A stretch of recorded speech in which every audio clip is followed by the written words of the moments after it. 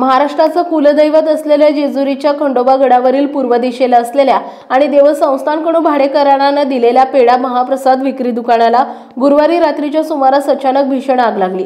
ही घटना रात्री 10:30 ते 11च्या सुमारास घडली। आग लागल्याचं वेळीच लक्षात आलं आणि प्रसंगावधान राखल्यामुळे मोठा अनर्थ टळला।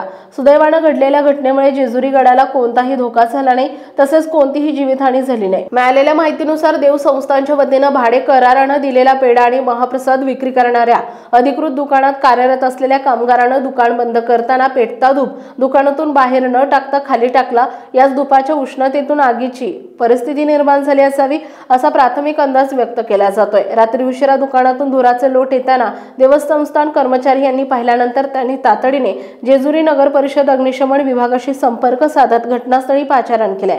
अग्निशमन दलाच्या कर्मचारी यांनी तात्काळ घटनास्थळी धाव घेऊन आग आटोक्यात आणली आहे। या आगीमध्ये दुकानातील काही प्रमाणात महाप्रसाद आणि साहित्याचं नुकसान झालंय।